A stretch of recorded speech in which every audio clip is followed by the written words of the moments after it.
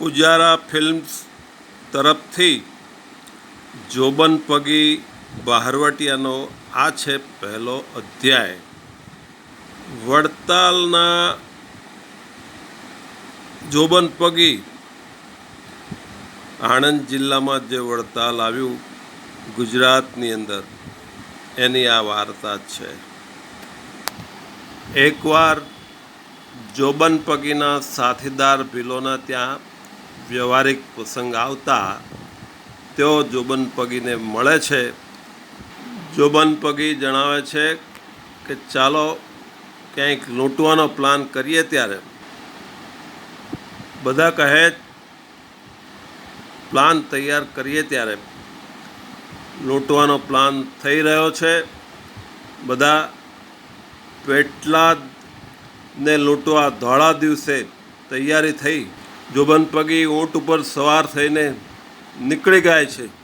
જોબન પગીનો સાથીદાર રૂડિયો રખડું ઊંટ ચલાવે છે અને લૂંટવા માટે પેટલાદની શેરીઓમાં જાય છે. પેટલાદની અંદર ભાગ દોડ મચી જાય છે. પેટલાદ ધોળા દિવસે જોબન લૂંટી રહ્યો છે.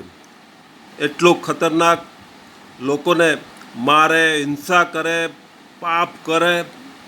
આવા જોબનને લીધે લોકોનો એટલો ત્રાસ, લૂંટફાટ ચાલી રહી છે. માણસો મરી રહ્યા છે, સાથીદારો લૂંટી રહ્યા છે. ભીલો એમના વડોદરામાં ગાયકવાડ સરકારનો નિમેલો કસિયાભાઈ, જે પેટલાદનો પોલીસ કમિશનર કહેવાય, એની પણ મુલાકાત આ સમયે લેવા માટે જોબન નીકળી જ પડે છે. કસિયાભાઈ ભાગે છે. એમની પોતાની ડેલીમાં સંતાઈ જાય છે. જોબન આવે છે અને કસિયાના દરવાજા તોડવાની કોશિશ થાય છે. કસિયાના બધા આરબ સિપાહીઓ દરવાજા બંધ કરીને બેઠા છે. જોબન પગી એની ધાડ સાથે અહીંયા આવે છે અને કસિયાના માણસને મારે છે. ડેલી તોડે છે, અંદર આવે છે. અંદર આવીને કસિયાભાઈ, વડોદરાના જે પોલીસ કમિશનર પેટલાદ માટેના નિમાયેલા, એમના ત્યાં પણ આ જોબન પગી ધાડ પાડે છે. એને પણ છોડતા નથી. લૂંટ કર્યા પછી બધા ભેગા થાય છે. લૂંટનો માલ જોબન પગી સાથીદારોમાં વહેંચે છે. સૌને જોઈએ એમ આપે છે. લઈ જાઓ, આપણો જ માલ છે, લઈ જાઓ. આ ભીલ સાથીદારો એમના માટે ખુશ થઈ જાય છે. લૂંટેલો માલ બધા વહેંચીને જુદા પડે છે. બાદમાં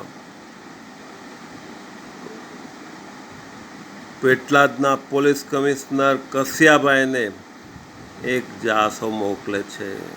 જોબન પગી, જો કસિયા, તારે જીવવું હોય, જીવતા રહેવું હોય તો વડોદરા ગાયકવાડ સરકારને કોઈ જાણ કરતો નહીં તો તારી ખેર નથી. આ જાસો કસિયાના ત્યાં પહોંચી જાય છે. પછી આ લૂંટફાટના સમાચાર વડોદરા સરકાર ગાયકવાડને લોકો પહોંચાડે છે, ફરિયાદ કરે છે. જોબન આટલો ઘાતકી, આટલો નિર્દય બારવટીયો, પૂના સુધીનું એનું બારવટીયું ચાલે છે. ગુજરાતની અંદર પૂના સુધી એનું બારવટીયું ચાલે.